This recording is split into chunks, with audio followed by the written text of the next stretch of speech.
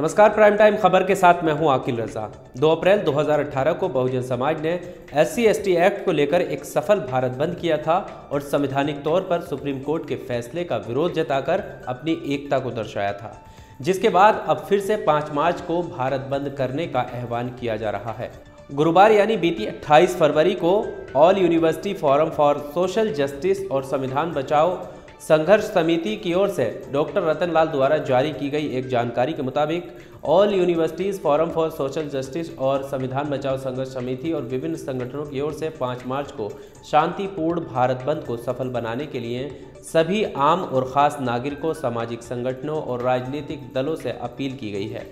भारत बंद किन मांगों को लेकर किया जा रहा है, उस पर नज़र डाल लेते हैं। पहली मांग है कि केंद्रीय विश्वविद्यालय और अन्य शैक्षणिक संस्थानों में नियुक्ति हेतु आरक्षण को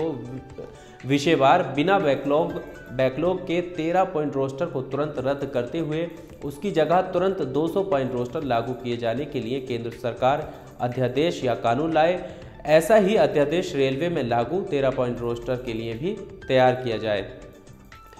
आपको याद होगा कि 22 जनवरी 2019 को सर्वोच्च न्यायालय द्वारा इलाहाबाद उच्च न्यायालय के 2017 के आदेश को चुनौती देने वाले केंद्र द्वारा दायर सभी अपीलों को मंगलवार को खारिज करने के बाद विश्वविद्यालयों में संकाय पद अब किसी विश्वविद्यालय में उपलब्ध कुल पदों के अनुसार आरक्षित नहीं होंगे।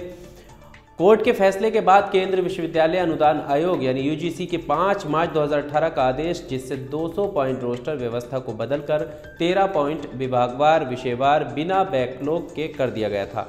जिसे केंद्र सरकार ने संसद में बयान देकर रोक लगाई थी। इसी को लेकर विषयवार 13 पॉइंट रोस्टर को तत्काल वापस लेने की मांग और विश्वविद्यालय और महाविद्यालयों की नियुक्तियों में संपूर्ण पदों को एक साथ लेते हुए आरक्षित वर्गों को क्रम में पहले रखते हुए 200 पॉइंट रोस्टर को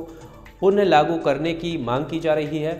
दूसरी मांग है कि केंद्र सरकार आदिवासियों को विस्थापित करने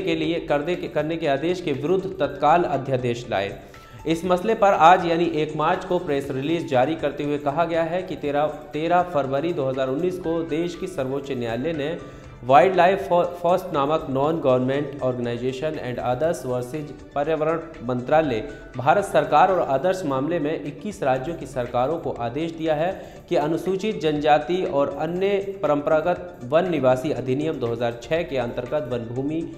और पारंपरिक वन निवासी समुदाय के जिन परिवारों के आवेदन निरस्त कर दिए गए हैं, उन्हें 12 जुलाई 2019 तक राज्य सरकारें वन भूमि से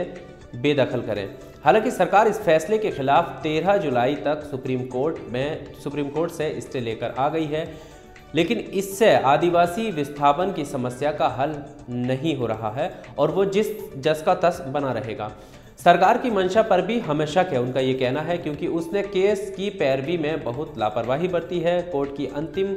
4 सुनवाई में सरकार ने अपना पक्ष रखने के लिए कोई वकील नहीं भेजा। हमें स्पष्ट रूप से ये नहीं पता है कि सरकार ये लापरवाही किस लिए कर रही थी।